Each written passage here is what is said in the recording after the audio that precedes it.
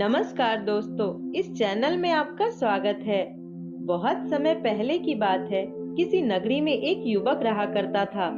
वह युवक बहुत ही शर्मीला था। वह इतना शर्मीला था कि जब भी उसके सामने कोई नया व्यक्ति आता तो वह उनसे बात तक नहीं करता था। यहाँ तक कि जिन्हें वह जानता था, पहचानता था, उनसे भी बात करने में उसे बहुत शर्माया करता था।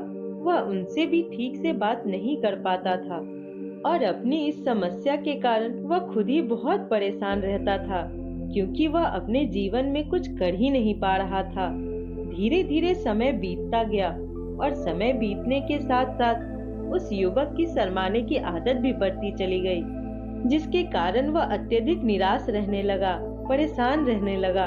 उसे यह समझ ही नहीं आ रहा था कि वह अपनी इस समस्या से किस तरह से छुटकारा पाए। उसके घर वाले भी अब उसकी इस समस्या को लेकर बहुत चिंतित रहने लगे थे। वे सोचते थे, इसका क्या होगा, यह अपने जिंदगी में कुछ कर पाएगा भी या नहीं। जब भी वह कहीं पर काम करने के लिए जाता तो लोग उसके सीधेपन का फायदा उठाते, उसे परेशान करते। वह कुछ ज्यादा कह नहीं पाता था, जिसके कारण उसे कोई भी कुछ भी कह देता और वहाँ से चला जाता। उसके मन में विचारों के तूफान उठ रहे थे।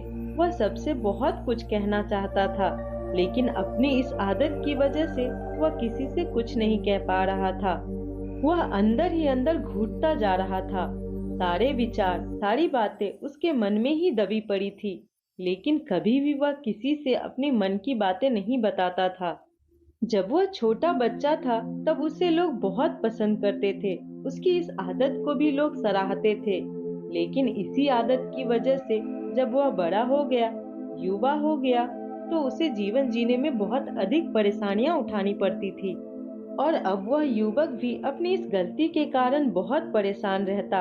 अपनी इस एक आदत से छुटकारा पाना चाहता था। वह चाहता था कि लोगों से अपने मन की बातें खुलकर कह सके। जो कुछ कहना चाहता है, जो कुछ करना चाहता है, वह सबसे खुलकर कह सके, कर सके। लेकिन जब भी कोई दूसरा व्यक्ति उसके सामने आता तो उसकी जुबान मानो खुलती ही नहीं। यहाँ तक कि वह अपने माता पिता के सामने भी ठीक से बात नहीं कर पाता था। केवल उसके कुछ मित्र थे जिनसे वह अपनी मन की बातें कर पाता था। जब भी वह किसी बात का जवाब देता तो लोग उसकी हंसी उड़ाते, उसका मजाक बनाते। लोग कहते, आज तो तेरे मुंह में भी जवान आ गई है। यह समस्या दिन पर दिन बढ़ती चली जा रही थी और इस समस्या के कारण अब उसके पिता भी अत्यधिक चिंतित रहने लगे थे। वह चाहते थे कि उनका बेटा भी दूसरों के सामने अपने मन की बात रख सके, लेकिन एक दिन जब अपने बेटे को दूसरों के सामने शर्मिंदा होता हुआ देख रहे थे, तभी उन्हें बहुत क्रोध आया और वह अपने बेटे को खरी खोटी सुनाने लगे। उन्होंने उसे इतना डांट दिया कि वह युवा लड़का अत्यधिक क्रोधित हो गया और वहाँ से बिना कुछ कहे चला गया। शाम हो चुकी थी, लेकिन अब तक उनका बेटा घर लौटकर नहीं आया था। माँ और पिता दोनों ही बड़े चिंतित थे। वे अपने बेटे को वापस अपने घर पर देखना चाहते थे, लेकिन वह युवा लड़का भागते भागते पहाड़ की चोटी पर पहुंच गया था और वहां से नीचे की ओर झांक रहा था और ईश्वर से कह रहा था, हे भगवान, आपने मुझे ऐसा क्यों बनाया? लोग मेरा मजाक उड़ाते हैं, लोग मेरी हंसी उड़ाते हैं।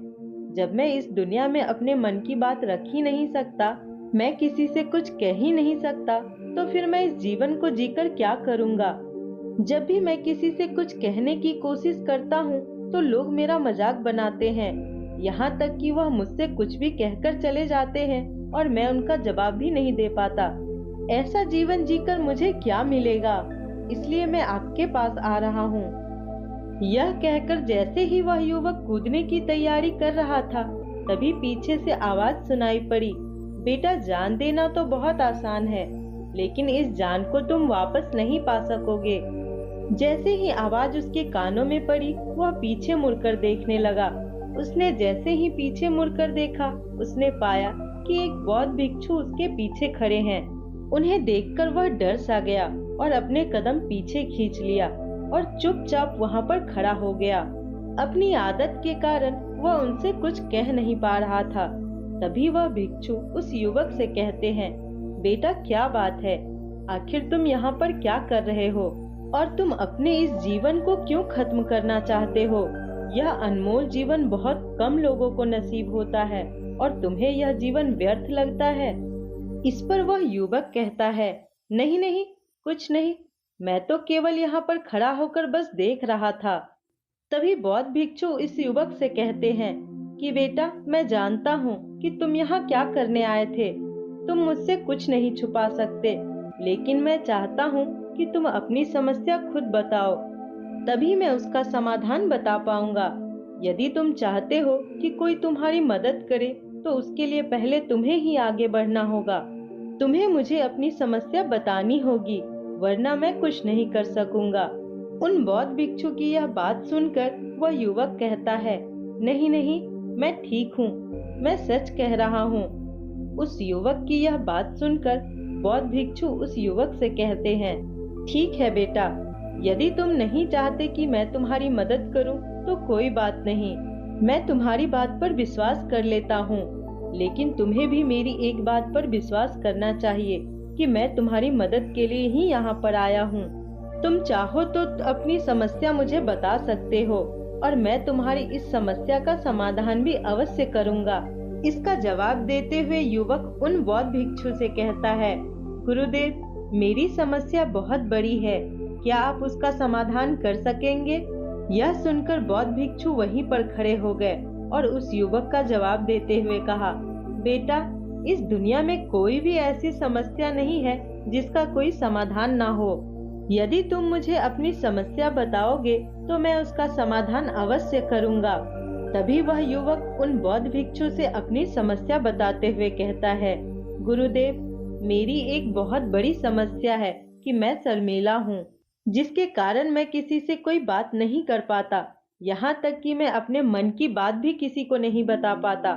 जब भी मैं किसी से बात करने की कोशिश करता हूँ तो लोग मेरा मजाक उड़ाते हैं। जब भी मुझे कोई खरी खोटी बातें सुनाता, उल्टी सीधी बातें कहता है, तो मैं उनका जवाब नहीं दे पाता हूँ। मैं लोगों की तरह चालाक बनना चाहता हूँ, लोगों की तरह बातों का जवाब देना चाहता हूँ। मैं इस दुनिया के साथ कदम से कदम मिलाकर बढ़ना चाहता हूँ। क्या इसका कोई समाधान है?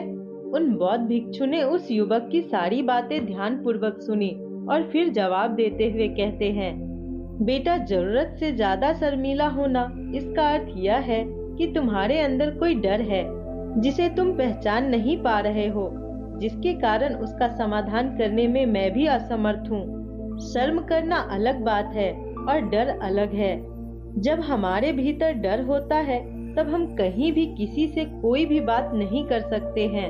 हमें चारों तरफ केवल डर ही नजर आता है और हम हर जगह से डरते ही रहते हैं, लेकिन इसे शर्माना नहीं कहते हैं। शर्म तो तुम्हें बस एक हद तक चुप रख सकता है। फिर वह बौद्ध भिक्षु उस युवक से कहते हैं, बेटा, तुम सबसे ज्यादा किससे शर्माते हो? युवक जवाब देते हुए कहता है, गुरुदेव, मुझे अपने पिता से बात करने में बहुत शर्म आती है, मैं उनके सामने कुछ बोल ही नहीं पाता। तभी वह बौद्ध भिक्षु उस युवक से कहते हैं, अच्छा, तो यह बताओ, जब तुम अपने पिता से बात कर रहे होते हो या फिर बात करने का प्रयास करते हो तो तुम्हारे मन में कैसे ख्याल आते हैं? युवक कहता है, गुरुदेव, जब भी मैं अपने पिता से बात करने की कोशिश करता हूँ तो मुझे ऐसा लगता है कि मानो मेरे पिता मुझे अभी डांट देंगे, मुझ पर क्रोध करेंगे और कहीं न कहीं मुझे यह भी लगता है कि मैं कुछ गलत बात ही करूँगा। यहाँ तक कि मेरे मन में ऐसे भी ख्याल आते हैं कि शायद मेरे पिता मुझसे प्यार ही नहीं करते। परंतु गुरुदेव, आप कहते हैं कि शर्म अलग है और डरना अलग बात है, तो क्या कोई ऐसा उपाय है जिससे मुझे डर ही ना हो? क्या कोई ऐसा रास्ता है जिससे मेरे अंदर का यह डर पूरी तरह समाप्त हो जाए? कृपया करके मुझे इस समस्या का समाधान बताइए। मुझे अपने इस डर से बाहर निकलना है। मुझे लोगों की तरह अपने इस जीवन को खुलकर जीना है। उस युवक की सारी बातें सुनकर बौद्ध भिक्षु कहते हैं, जाओ और अपने पिता से कहो, मुझे कुछ काम करना है और उसके लिए मुझे आपसे कुछ धन चाहिए। यदि तुम उनसे धन मांगने में कामयाब हो गए तो मैं तुम्हें तुम्हारी समस्या का समाधान अवश्य बताऊंगा। वह युवक काफी घबरा गया। उसने उन भिक्षु से कहा, हे गुरुदेव, मुझे यह कार्य नहीं दीजिए। मैं उनसे कुछ नहीं कह पाता। उनके सामने तो मेरी बोलती तक बंद हो जाती है। मैं उनसे धन भला कैसे मांगूंगा। यह बात सुनकर बौद्ध भिक्षु उस युवक से कहते हैं, तब तो तुम्हारी समस्या का कोई भी समाधान नहीं है और ना ही तुम कभी भी अपने जीवन को खुलकर जी पाओगे। यह बात सुनकर युवक उन भिक्षु से कहता है, गुरुवर, ऐसा ना कहें। कृपा करके मुझे कोई और कार्य बताइए, कोई ऐसा कार्य जिससे मेरे अंदर की डर पूरी तरह से समाप्त हो जाए। इसका जवाब देते हुए बौद्ध कहते हैं, बेटा, यदि तुम्हें अपने अंदर के डर को समाप्त करना है, तुम्हें मेरा यह कार्य करना होगा जो मैंने तुम्हें कहा है।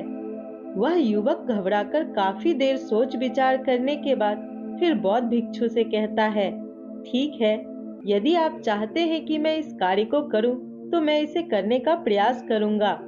इतना कहकर वह युवक अपने घर लौट जाता है। उसे देखकर उसके माता पिता बहुत खुश हो जाते हैं और वह युवक अपने पिता से डरते डरते कहता है, पिताजी, मुझे आपसे कुछ बात कहनी है। इस पर उसके पिता कहते हैं, बोलो, क्या बात है। युवक आगे कहता है, पिताजी, मैं कुछ काम करना चाहता हूँ। उसके लिए मुझे आपसे कुछ धन चाहिए। क्या आप मुझे कुछ धन दे सकते हैं? इतना सुनकर उस युवक के पिता ने उसकी ओर ध्यान से देखा। काफी देर देखने के बाद वह खुशी से झूम उठे और उन्होंने तुरंत ही कुछ धन अपने पुत्र के हाथों पर रख दिया और कहने लगे, बेटा, इतना धन काफी है कि तुम्हें और चाहिए।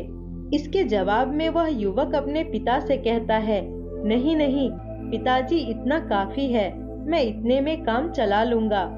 वह युवक उस धन को लेकर तुरंत दौड़ा दौड़ा उन बौद्ध भिक्षु के पास लौटा और जो धन उसके पिता ने उसे दिया था, गुरु को धन दिखाते हुए कहता है, गुरुवर, जैसा आपने कहा था, मैं धन लेकर आपके पास आ चुका हूँ। मैंने अपने पिता से धन मांग लिया है। अब मुझे मेरी समस्या का समाधान बताइए। तभी बौद्ध भिक्षु उस युवक से कहते हैं, अरे, इतनी जल्दी क्या है? अभी तो तुम्हें मेरे लिए एक और काम करना है, तभी मैं तुम्हारी समस्या का समाधान अवश्य बताऊंगा। और यदि तुम मेरे लिए इस काम को पूरा नहीं कर सके, तो मैं तुम्हें कभी भी तुम्हारी समस्या का समाधान नहीं बताने वाला। तभी वह बौद्ध भिक्षु से कहता है, हे गुरुवर, अभी तो मैंने आपके लिए एक काम किया है, अभी आप मुझे एक और काम करने के लिए कह रहे हैं। तभी बौद्ध भिक्षु उस युवक से कहते हैं, हाँ, तुम्हें मेरे लिए एक और काम करना ही होगा। वह युवक एक बार फिर से काफी देर सोच विचार कर उन बौद्ध भिक्षु से कहता है, अच्छा ठीक है, बताइए अब मुझे क्या करना है। इसके जवाब में बौद्ध भिक्षु उस युवक से कहते हैं, जाओ और यह धन जो तुमने अपने पिता से मांग कर लाया है, इस धन को वापस अपने पिता को लौटा आओ। और साथ ही साथ यह भी कहना कि पिताजी, मैं अभी काम नहीं करना चाहता हूँ, लेकिन जब समय आएगा तो मैं आपसे यह धन वापस ले लूंगा और उनसे अपना काम पूरा करूंगा। यह बात सुनकर युवक एक बार फिर से ऊपर से नीचे तक पूरी तरह से कांप गया और कहने लगा, गुरुवर, आप मुझे कोई और काम सौंप दीजिए, मैं उसे जरूर करूंगा। लेकिन अब यदि मैं धन लेकर उनके पास वापस गया तो वह क्या सोचेंगे मेरे बारे में? मैं तो शर्मिंदा हो जाऊंगा उनके सामने। इसलिए गुरुवर, कृपया करके मुझे कोई और काम दें। तभी बौद्ध भिक्षु उस युवक से कहते हैं, बेटा, जो काम मैंने तुम्हें सौंपा है, तुम्हें उसी कार्य को पूरा करना होगा, अन्यथा तुम्हारी समस्या का समाधान मैं तुम्हें नहीं बताने वाला। काफी देर सोच विचार करने के बाद वह युवक उन भिक्षु से कहता है, ठीक है गुरुवर, मैं वापस जाता हूँ और यह धन लौटाकर अभी आता हूँ। वह तुरंत दौड़ा दौड़ा अपने पिता के पास लौटा और अपने पिता से कहा, पिताजी, मैं यह धन अभी नहीं लेना चाहता, अभी यह धन आप मुझसे वापस ले लीजिए। जब मुझे कोई काम पड़ेगा तब मैं यह धन आपसे वापस ले लूंगा। उसके पिता ने उस युवक की तरफ घूर घूर कर काफी देर तक देखा और फिर मुस्कुराते हुए कहने लगे, बेटा, मैं समझता हूँ, किसी भी काम को शुरू करने से पहले हमें उसके बारे में जानकारी इकट्ठा करनी चाहिए। उसके बारे में समझना जरूरी है। कब, क्या, कैसे और कब तक करना है, इसके बारे में भी हमें जानकारी लेनी चाहिए। कोई भी काम ऐसे ही नहीं शुरू किया जा सकता, और जब हम इन सभी के बारे में सही जानकारी प्राप्त कर लेते हैं, तभी हमें किसी भी कार्य में धन लगाना चाहिए। मुझे बहुत खुशी है कि तुमने यह सही निर्णय लिया है। जब तुम्हें यह समझ में आ जाए कि जो कार्य तुम करने जा रहे हो वह तुम्हारे लिए उचित है, तब तुम चाहो तो मैं तुम्हें यह धन वापस लौटा दूंगा। युवक अपने पिता की यह सारी बातें सुनकर मन ही मन बहुत प्रसन्न था। उसने यह तो उम्मीद तक नहीं की थी कि उसके पिता हंसकर उससे इस तरह से सारी बातें समझाएंगे। वह मन ही मन यह सोच ही रहा था कि तभी उसके पिता उसकी और करीब आए और उसे गले लगा लिया। जैसे ही उसके पिता ने उसे गले लगाया, उसे बहुत अच्छा महसूस हुआ। उसका आत्मविश्वास और हौसला और बढ़ता गया। उसके बाद युवक वापस फिर बौद्ध भिक्षु के पास लौटा और कहने लगा, गुरुवर, जैसा आपने कहा था मैंने वैसा ही किया है। मैंने धन अपने पिता को वापस कर दिया है। अब तो कृपया करके मुझे मेरी समस्या का समाधान बता दीजिए। तभी बौद्ध भिक्षु उस युवक की तरफ देखकर मुस्कुराते हैं और युवक से कहते हैं, बेटा, इतनी जल्दी क्या है? अभी तो तुम्हें मेरे लिए एक और काम करना ही पड़ेगा। वह युवक कहता है, गुरुदेव, आप आखिर मुझसे बार बार इस तरह के काम क्यों करवा रहे हैं? क्या आपके पास मेरी समस्या का कोई समाधान नहीं है? कहीं आप मुझे बेवकूफ तो नहीं बना रहे हैं, जिस तरह से लोग मुझे बेवकूफ बनाते हैं? आपने कहा जाओ अपने पिता से पैसे मांग कर लाओ। मैंने पैसे मांग कर लाए। आपने फिर वापस दे आओ कहा। मैंने फिर वैसा ही किया, और अब आप कह रहे हैं कि आपके लिए मैं एक और काम करूं? नहीं, यह मुझसे नहीं होगा। तभी बौद्ध भिक्षु उस युवक की तरफ देखकर मुस्कुराते हैं और कहते हैं, बेटा, बस यह आखिरी काम है और यह बहुत ही सरल भी है। तुम जैसे ही इस कार्य को पूरा करोगे, मैं तुम्हें वचन देता हूँ कि मैं तुम्हारी समस्या का समाधान तुम्हें अवश्य बताऊंगा। इस पर वह युवक फिर से सोच विचार करता है और कहता है, ठीक है, लेकिन यह आखिरी काम है जो मैं आपके लिए करूंगा। बताइए मुझे क्या करना है? तभी बौद्ध भिक्षु एक मूर्ति निकालकर उस युवक के हाथ में थमा देते हैं। वह मूर्ति देखने में बहुत ही साधारण सी थी। फिर बौद्ध भिक्षु कहते हैं, बेटा, तुम्हें इसे बाजार में ले जाना है, इसे बेचना है, और इसके बदले में तुम्हें 100 सोने के सिक्के लेकर आने हैं। जब तुम यह करने में सफल हो जाओगे, तभी मैं तुम्हें तुम्हारी समस्या का समाधान बता पाऊंगा। वह युवक उस मूर्ति को अपने हाथ में लेकर बड़े ही गौर से देखता है और बौद्ध भिक्षु से कहता है, गुरुदेव, यह तो बड़ी साधारण सी मूर्ति लग रही है, मानो मिट्टी की बनाई गई है। इसके लिए भला 100 सोने के सिक्के मुझे कौन देगा? इसके 1 या 2 सोने के सिक्के मिल जाएं, वही बहुत है। तभी बौद्ध भिक्षु उस युवक से कहते हैं, बेटा, मैंने जो तुम्हें काम सौंपा है, यदि तुम उसे पूरा करोगे तभी तुम्हें तुम्हारी समस्या का समाधान मिल पाएगा। अन्यथा तुम चाहो तो अपने घर लौट सकते हो, फिर से वही अपनी पुरानी जीवन में, जहाँ लोग तुम्हारा मजाक बनाते हैं, लोग तुम्हें डराते हैं, सताते हैं। मैं तुम्हें यहाँ अपने डर से निकलने में तुम्हारी मदद कर रहा हूँ। तुम मेरे इस काम को करके धीरे धीरे अपने डर को भगा पाओगे। इस काम को करके तुम्हें सब समझ आ जाएगा। वह युवक उस मूर्ति को लेकर बाजार की तरफ निकल गया। बाजार पहुंचकर वह एक जगह चुपचाप उस मूर्ति को लेकर खड़ा हो जाता है और इंतजार करने लगता है कि कोई आएगा और उसे यह मूर्ति के बारे में पूछेगा, और तब वह उस मूर्ति के लिए 100 सोने के सिक्के की मांग करेगा। देखते ही देखते समय बीत गया, लेकिन अभी तक उसके पास कोई भी व्यक्ति नहीं आया था। उसने आसपास देखा तो लोग चिल्ला चिल्ला कर अपने सामानों को बेच रहे थे। उसने भी सोचा, यदि मुझे भी इस मूर्ति को बेचना है तो मुझे भी जोर जोर से आवाज लगानी होगी। यह सोचकर उसने चिल्लाना शुरू किया, लेकिन वह इतनी जोर से नहीं चिल्ला रहा था कि उसकी आवाज उस तक ही रह जा रही थी। तो भला दूसरे लोग कैसे सुनते? धीरे धीरे शाम का समय हो चुका था और उस युवक को डर था कि कहीं वह बौद्ध भिक्षु वहां से कहीं चला न जाए, अन्यथा उसे उसकी समस्या का समाधान कौन देगा। यह सोचकर उसने जोर जोर से आवाज लगानी शुरू की कि 100 सोने के सिक्के दो और यह मूर्ति ले जाओ।